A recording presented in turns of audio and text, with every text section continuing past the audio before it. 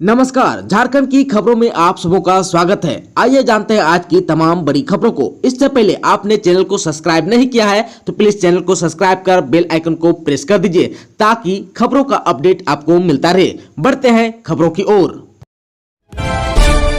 झारखंड में विभिन्न विभागों में होगी 956 पदों पर बहाली, सरकार ने निकाला विज्ञापन। राज्य सरकार के विभिन्न विभागों में 956 विभिन्न पदों पर नियुक्ति प्रक्रिया दोबारा शुरू की है। विभिन्न विभागों की अनुशंसा पर झारखंड कर्मचारी चयन आयोग ने गुरुवार को सहायक प्रशाखा पदाधिकारी, कनिष्ठ सचिवालय सहायक, प्रखंड आपूर्ति पदाधिकारी और प्लानिंग असिस्टेंट के पदों पर नियुक्ति के लिए आयोजित की जाने वाली झारखंड सामान्य स्नातकों योग्यताधारी संयुक्त परीक्षा 2021 की सूचना जारी कर दी। आयोग द्वारा जारी सूचना के अनुसार सहायक प्रशाखा पदाधिकारी के 384, कनिष्ठ सचिवालय सहायक के 322, प्रखंड आपूर्ति पदाधिकारी के 245 पद और प्लानिंग असिस्टेंट के 5 पदों के लिए नियुक्ति होगी। इस परीक्षा में शामिल होने के लिए ऑनलाइन आवेदन अगले साल 15 जनवरी से 14 फरवरी मध्य रात्रि तक भरे जाएंगे। वहीं 16 फरवरी की मध्य रात्रि तक परीक्षा शुल्क का भुगतान तथा फोटो एवं हस्ताक्षर अपलोड होंगे। आवेदन पत्र का प्रिंट आउट लेने के लिए 18 फरवरी की मध्य रात्रि तक लिंक उपलब्ध रहेगा। बता दें कि यह परीक्षा पूर्व में भी आयोजित की गई थी, लेकिन बाद में नियुक्ति नियमावली में संशोधन के कारण इस विज्ञापन को ही रद्द कर दिया गया था। जेएसएससी एग्जाम में अब भोजपुरी और मगही भाषा भी शामिल। झारखंड कर्मचारी चयन आयोग यानी जेएसएससी की ओर से मैट्रिक और इंटरमीडिएट स्तर की प्रतियोगिता परीक्षाओं के आयोजन के लिए क्रमिक प्रशासनिक सुधार तथा राजभाषा विभाग की ओर से गुरुवार को जनजातीय एवं क्षेत्रीय भाषाओं की सूची जारी कर दी गई है। राज्य सरकार के सरकारी कार्यालयों में तृतीय और चतुर्थ वर्ग के रिक्त पदों को भरने और नियुक्ति का मार्ग प्रशस्त करने के लिए पिछले दिनों नियमावली को मंजूरी दी गई थी। इन नियमावली में चिन्हित क्षेत्रीय जनजातीय भाषा में जिला स्तरीय पदों के लिए जिलावार चिन्हित क्षेत्रीय जनजातीय भाषाओं की सूची क्रमिक प्रशासनिक सुधार राजभाषा विभाग द्वारा अलग से संसूचित किया जाना था, जिसके तहत जिला स्तरीय पदों के लिए क्षेत्रीय और जनजातीय भाषाओं को जिलावार चिन्हित किया गया है। इसके तहत जनजातीय भाषा में संथाली, कुड़ुक, खड़िया, मुंडारी, हो, असुर, ब्रिजिया, बिरहोरी, भूमिज, मालतो एवं क्षेत्रीय भाषा में नागपुरी, पंच परगनिया, बंगला, अंगिका, कुरमाली, मगही, उड़िया, खोरठा और भोजपुरी भी भाषा शामिल है। कोरोना का कहर कोडरमा में जारी, 26 और संक्रमित मिले, संक्रमण रोकने के लिए प्रशासन बरतेगा सख्ती। कोडरमा जिले में एक बार फिर से कोरोना संक्रमण तेजी से फैलना शुरू हो गया है। आलम यह है कि पिछले 3 दिनों से जहां दर्जन भर कोरोना संक्रमित मिल रहे थे, वहीं गुरुवार को रिकॉर्ड 26 लोग कोरोना से संक्रमित पाए गए। इसके साथ ही जिले में कोरोना से सक्रिय केस की संख्या बढ़कर 68 हो गई। स्वास्थ्य विभाग से प्राप्त आंकड़ों के मुताबिक गुरुवार को RT-PCR से हुई जाँच में 18, रैपिड एंटीजन टेस्ट किट से हुई जाँच में 4 और ट्रूनेट जाँच में 4 संक्रमितों की पुष्टि हुई। इधर बढ़ रहे मामलों के बीच DC आदित्य रंजन ने लोगों से कोविड गाइडलाइंस का अनुपालन करने की अपील की है, साथ ही वैक्सीन लगाने की भी अपील जारी की है। डीसी के अनुसार कोरोना गाइडलाइंस सबसे पहले सरकारी कर्मियों को नियमों का पालन करना चाहिए ताकि आम लोगों में जागरूकता आए। इधर सरकार आपात स्थिति में निपटने को लेकर प्रशासन पहले से ही तैयार है। डीसी के अनुसार जिले में कोरोना का केस बढ़ना चिंतनीय है, पर स्वास्थ्य विभागों का लगातार सुदृढ़ भी किया जा रहा है। ऑक्सीजन प्लांट पूरी तरह चालू है। जिले में आपात स्थिति से निपटने की पूरी तैयारी है। झारखंड के लातेहार में SIS के भर्ती कैंप का आयोजन, सुरक्षा कर्मी और सुरक्षा सुपरवाइजर के लिए 6 अभ्यर्थियों का हुआ चयन। झारखंड के लातेहार जिले के महुआ टांड़ थाना परिसर में सिक्योरिटी एजेंसी SIS की ओर से भर्ती कैंप का आयोजन किया गया। गुरुवार को सुबह 10:30 बजे से दोपहर 3:30 बजे तक सुरक्षा कर्मी और सुरक्षा सुपरवाइजर की भर्ती को लेकर कैंप लगाया गया। महुआ टांड़ में आयोजित भर्ती कैंप में 40 अभ्यर्थी ने भाग लिया। इसमें 6 लोगों का ही चयन किया गया। 34 लोगों को लंबाई कम होने के कारण रिजेक्ट कर दिया गया।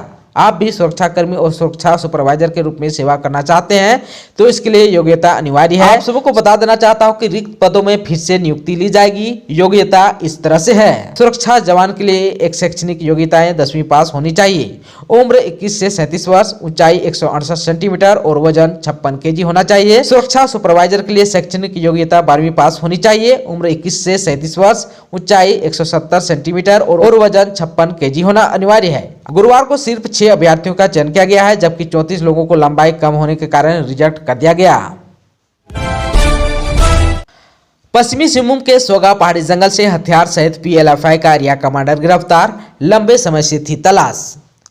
पश्चिमी सिंहभूम पुलिस को प्रतिबंधित पीएलएफआई के खिलाफ एक और सफलता मिली। जिला पुलिस और झारखंड जगुआर के जवानों ने गुप्त सूचना के आधार पर चंपवा के पीएलएफआई एरिया कमांडर बन्ना टोपनो और सांगी टोपनो को सोगा पहाड़ी जंगल क्षेत्र से गिरफ्तार कर लिया। उसके पास से 0.315 बोर का राइफल, 5 कारतूस, पीएलएफआई का पर्चा समेत मोबाइल के साथ गिरफ्तार किया है। वहीं गिरफ्तारी के बाद पूछताछ में सांगी टोपनो ने पुलिस को बताया कि पिछले दिन हुए मुठभेड़ में मंगरा लोगों के साथ वह और सब जोनल कमांडर संतोष करुणा भी मौजूद था, जिसमें मंगरा लोगों मारा गया। देश के 16 राज्यों में पहुंचा ओमिक्रॉन, झारखंड सरकार सतर्क, हर जिले के उपायुक्त को मिला ये निर्देश। देश के 16 राज्यों में अब तक कोरोना के नए वेरिएंट ओमिक्रॉन के संक्रमित मिले हैं। देश में इसके कुल संक्रमितों की संख्या 250 से ज्यादा हो गई। इसे देखते हुए राज्य सरकार ने सतर्कता के आदेश जारी किए। एनएसएम के अभियान निदेशक ने राज्य के सभी उपायुक्तों और जिला आपदा प्रबंधन को नए वेरिएंट ओमिक्रॉन के फैलाव को रोकने और उससे बचाव के लिए निगरानी तंत्र के सभी माध्यमों पर सख्ती का निर्देश दिया है।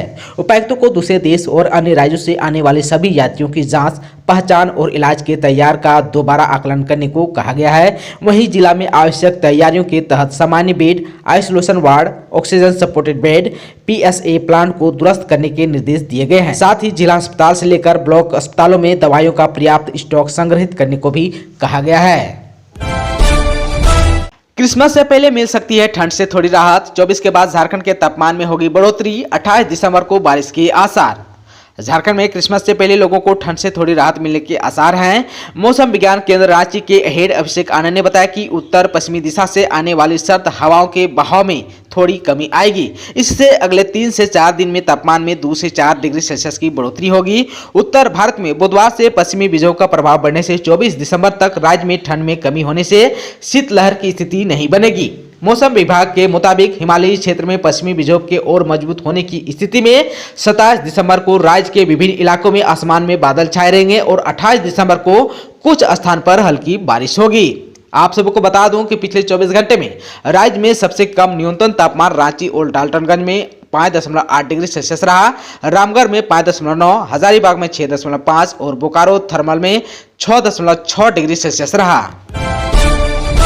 झारखंड में 50 की जगह 73% हो सकता है आरक्षण। जानिए किस वर्ग को मिलेगा कितना।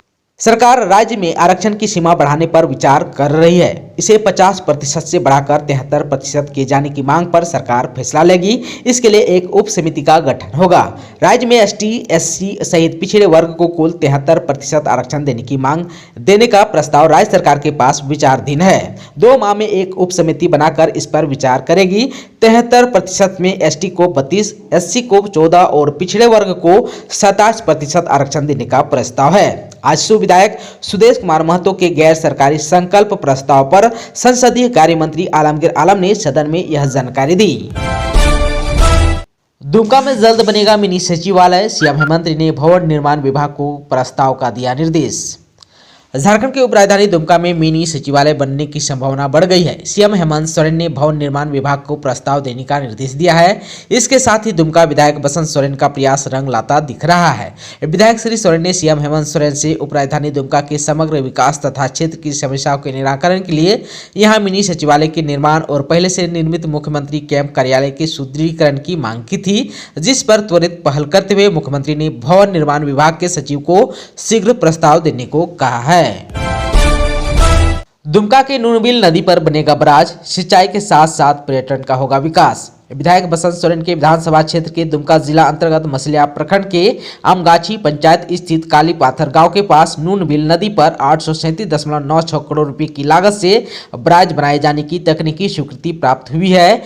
इस प्रस्तावित बराज के अपस्ट्रीम में इंटेक वेल का निर्माण कराया जाएगा तथा उससे अंडरग्राउंड पाइपलाइन के जरिए मसलिया प्रखंड के 11 पंचायत के सभी गाँव के 22,055 हेक्टेयर कमांड एरिया आच्छादित होगा और 15,424 हेक्टेयर में इससे पटवन उपलब्ध होगा। विधायक श्री बसंत सोरेन ने बताया कि दलाही पंचायत के भंगाहीड़ गांव के बेलछाड़ तक पक्की सड़क है।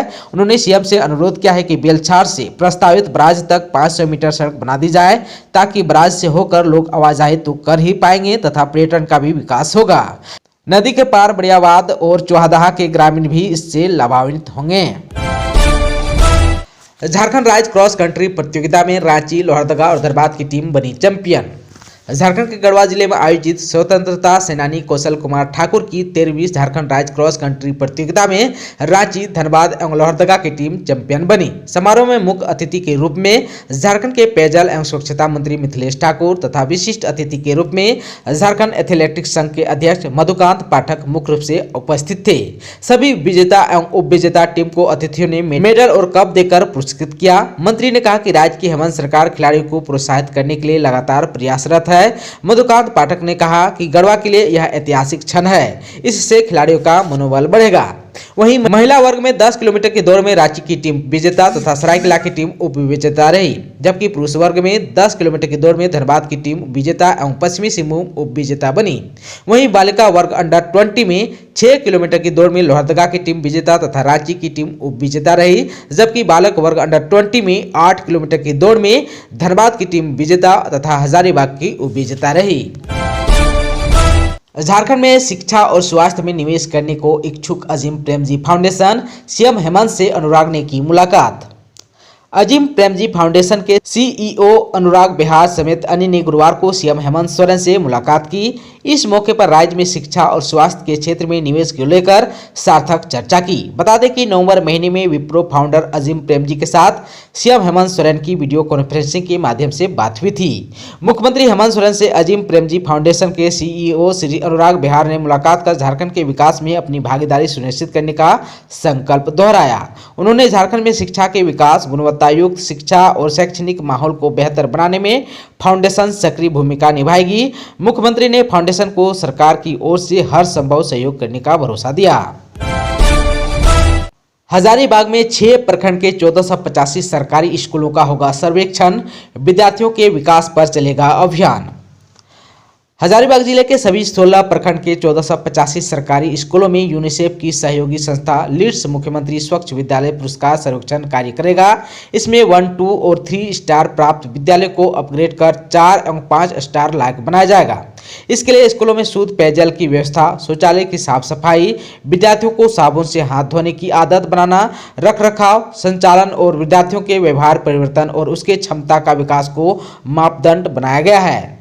सभी श्रेणी के लिए अलग अलग अंक निर्धारित किया गया है। जैसे पेयजल में एक विद्यालय को 22 अंक मिलेंगे, शौचालय में 28, साबुन से हाथ धोने की आदत में 20, संचालन एवं रख रखाव में 15, व्यवहार परिवर्तन और क्षमता के निर्माण में 15 मिलाकर यानी कि कुल 100 अंक मिलेगा। इसमें 90 से 100 अंक पाने वाले विद्यालय को 5 स्टार, 75 से 79 अंक पाने वाले विद्यालय को 4 स्टार, 51 से 74 अंक पाने वाले विद्यालय को 3 स्टार, 50 से 36 अंक पाने वाले विद्यालय को 2 एवं 35 से नीचे अंक प्राप्त करने वाले विद्यालय को 1 स्टार की श्रेणी में रखा गया है। मुख्यमंत्री स्वच्छ विद्यालय पुरस्कार के लिए कुल 39 मानक निर्धारित है। विद्यालयों में विद्यालय विकास मद से 10% राशि स्वच्छता पर खर्च किया जाएगा। इसके लिए यूनिसेफ की सहयोगी संस्था लीड्स के कार्यकर्ता लगातार विद्यालयों का भ्रमण कर उन्हें तकनीकी सहयोग देने का भी कार्य करेंगे। धनबाद में माइनिंग एक्ट को लेकर सभी सीओ का निर्देश। कोयला तस्करी में आईपीसी की धाराओं में दर्ज केस में जमानत मिलना आसान, माइनिंग एक्ट में सजा मिलनी तय। जिले में संगठित कोयला तस्करी रोकने के लेकर बुधवार को न्यू टाउन हॉल में डीसी संदीप सिंह की अध्यक्षता में कोऑर्डिनेशन कमेटी की बैठक हुई। बैठक में जिला प्रशासन, पुलिस, बीसीसीएल और सीआईएसएफ के बीच समन्वय स्थापित कर एक्शन प्लान तैयार कर कार्रवाई का निर्णय लिया गया। डीसी ने कोयला चोरी रोकने को लेकर माइनिंग एक्ट को सख्ती से लागू करने का निर्देश दिया। डीसी ने कहा कि सबसे बड़ी बात है कि माइनिंग एक्ट के तहत कन्वेक्शन होना निश्चित है। इसमें सख्त कार्रवाई का प्रावधान है। कोयला चोरी के दोषी व्यक्ति का वाहन जब्त हो सकता है। आरोपी की संपत्ति जब्ती का प्रावधान है। राज्य सरकार का इस एक्ट को सख्ती से लागू करने का सख्त निर्देश है। जिले के ADM, law and order, SDM, mining अफसर और संबंधित क्षेत्र के सीओ इस कानून को प्राथमिकता के आधार पर लागू करवाएं।